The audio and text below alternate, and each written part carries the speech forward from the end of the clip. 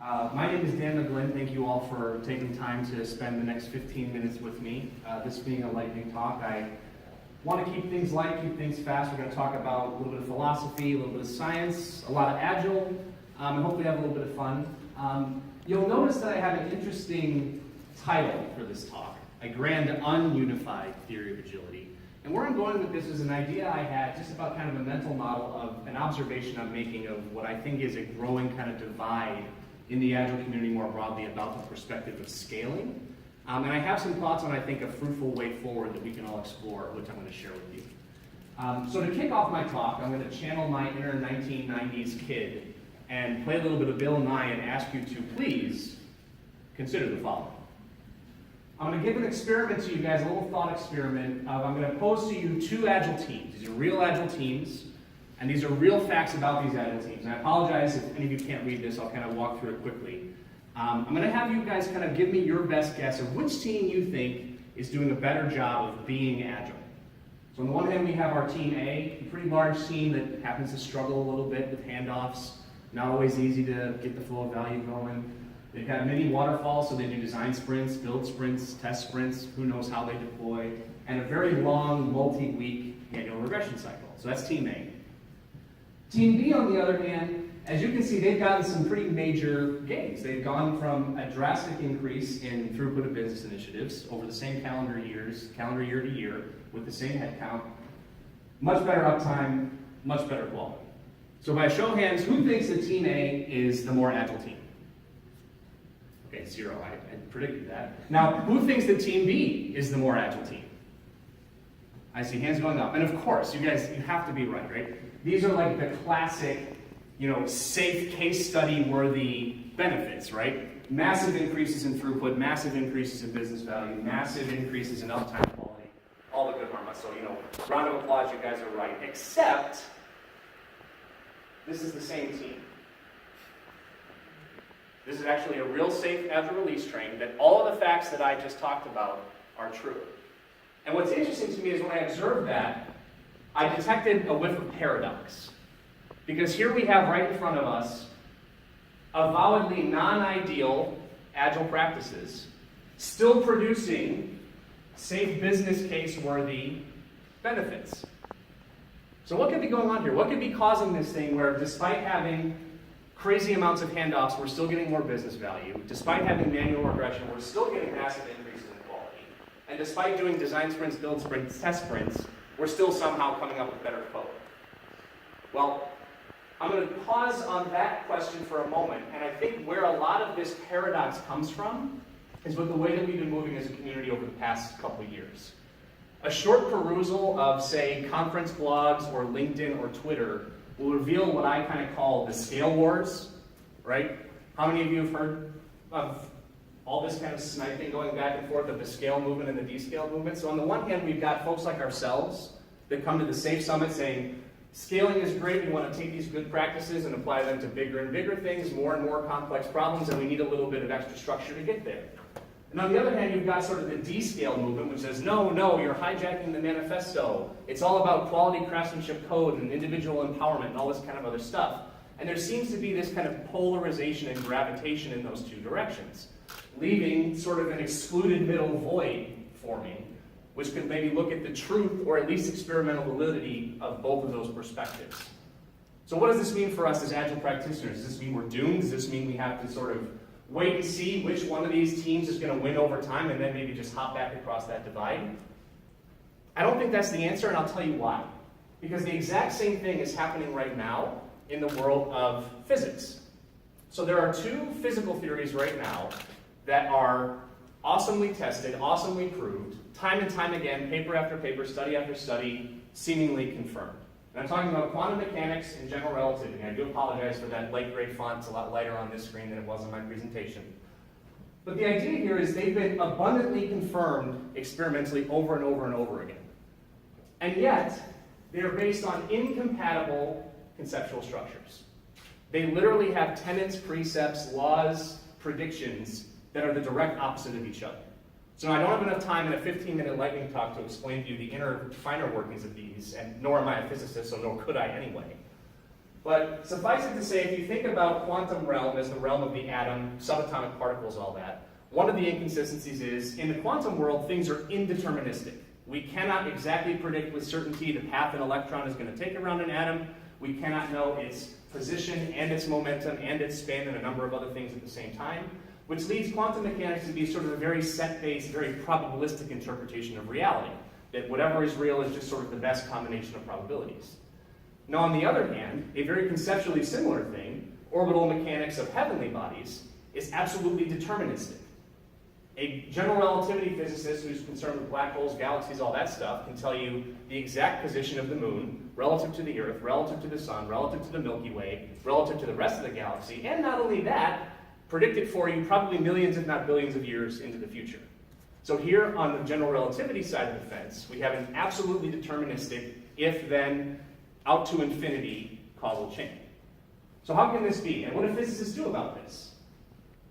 Do they do what we do? Do they sort of snipe at each other going, ha-ha, you D-scale people, or ha-ha, you scale people? No, they don't go, ha-ha, you quantum physicists aren't real physicists. They're still able to work together. You can still win a Nobel Prize in either field, right? And in fact, they've probably made two of the most significant physics discoveries in the last 5 years. So we've got on the quantum side the Higgs boson, the little mythical particle that's now not mythical anymore, that is what gives everything that we can touch and sense and see the mass. And gravitational waves on the relativity side, which black holes collapsing cause literally ripples in space that go across the entire universe. Now, how is it that they're able to both say, we've got our camp, you've got your camp, we both have a completely fundamentally different understanding of reality, and yet we can both work closely together as scientists, or at least accept the conclusions of the others? And the way they do this is it's all about scale. And so what I want to introduce to you guys is this notion of what if we in the Agile world took a similar sort of dualistic viewpoint, maybe trialistic viewpoint, who knows how many istics, but accepted that agility might not be a single universal concept that is applied equally at every level of scale, but rather something that has some sort of individual domains which have a different set of laws, forces, etc. that are applied. So just as kind of an analogy, you've got your scale in the physics world, subatomic, atomic, etc., all the way up to sort of the cosmic scales of galaxies. Apply that same model to agility now. You've got agility in individuals, agility in teams, teams of teams, all the way up to perhaps could there be such a thing as marketplace agility? Who knows? The notion is as things get bigger, what I noticed and what I realized is it's a lot harder to start seeing the effects of the laws, the forces, the experiments, etc. that apply in this world having directly observable results over at this end of the spectrum, right? You don't have quantum physicists who are working on trying to entangle two protons over the course of a certain distance, worrying about how the gravitational pull of a black hole 4 million light years away is going to affect their experiment. They're just sort of able to conceptually, you know what, that's not what I'm worrying about, so I'm just going to ignore that. Now, there are variables that they can't, but that one, they're pretty confident they don't have to worry about. The same way that the people hunting for gravitational waves don't have to worry about what was the spin of the quarks in those two black holes as they collided and how did that impact the ripple. Because again, it's such an infinitesimally smaller scale versus what they're dealing with that they're comfortable just sort of saying, you know what, we know that that's an unanswered problem, but we're not going to worry about it here because it doesn't have any direct impact on the experiment that we're trying to run or the prediction that we're trying to make. Now you're probably all looking at this thinking, oh, okay, I can kind of see some experiments of how I couldn't explain a phenomenon like that.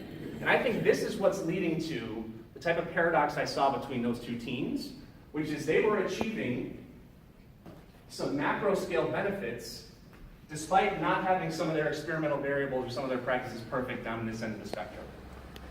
But that's just Dan's opinion, right? I could be wrong, it could be just based on my own experience.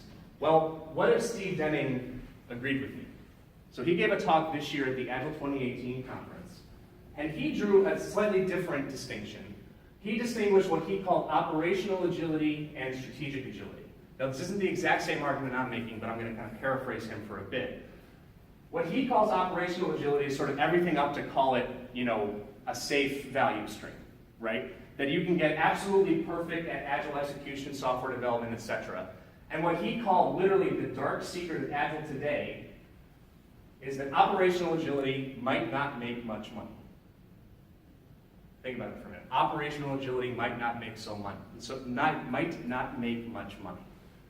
And now ask yourselves again, why is it so hard to convince CEOs to do transformations the way we want them to do it?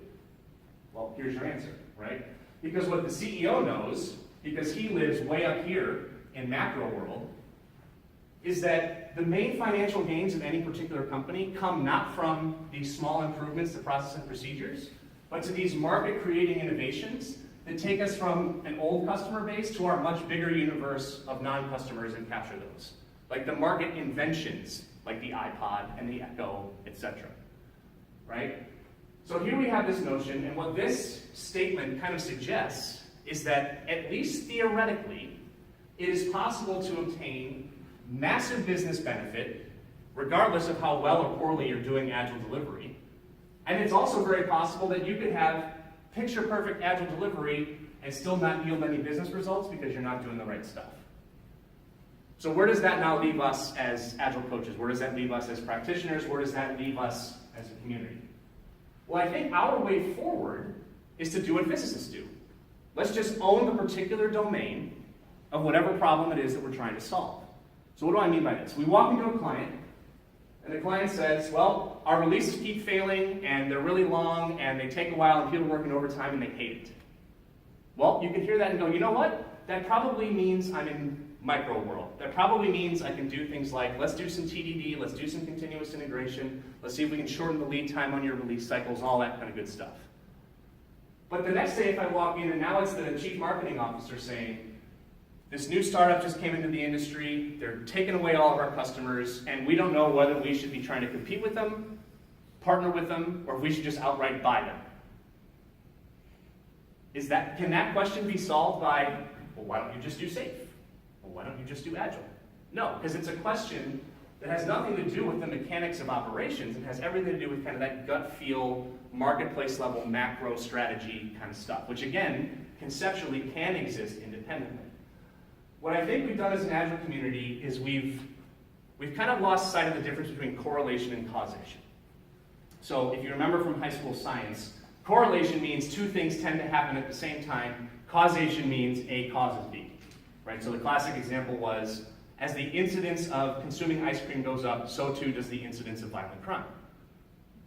Okay, well it would be silly to conclude that eating more ice cream makes you more violent, because in fact the actual causal factor is warmer weather. But at the same time, how often do you find yourself saying, hey, all this better code quality stuff, that's going to give you millions and millions of revenue? Well, no, it's not directly causal, and you heard some of our keynotes say it today. Really what you're giving yourself is a better chance, more chances to find the right thing, more opportunities to find that right idea. It's not a guarantee that you're going to. And so what this leaves us with, I think, is a situation where, as practitioners, unlike physicists, we're expected to be able to comment all the way up and down this chain. A physicist is not expected to 1 year win the Nobel Prize for discovering quantum entanglement and the next year for discovering gravitational waves. But especially those of us that deal with enterprise-class clients, one day we are asked to comment on what should my strategy for product X be, and the very next day say, why can't this team get their releases out the door, right?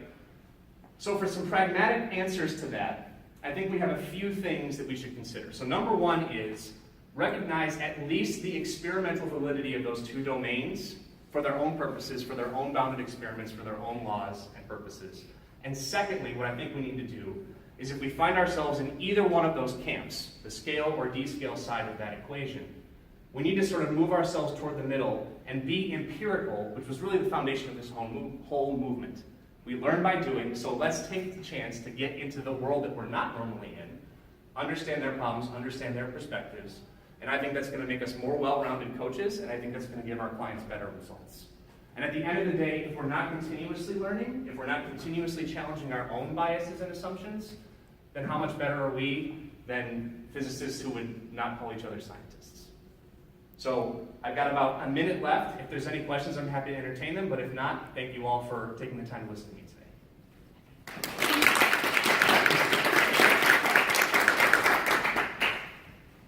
I have one question. What's the secret sauce that connects that quantum world to that bigger?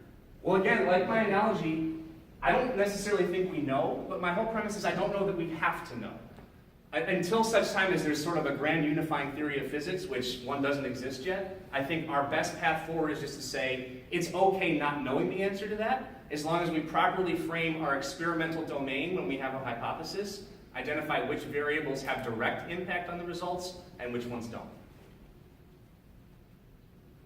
Great. Thank you so much, everyone. Thank you, everyone. Enjoy the rest of the lightning talks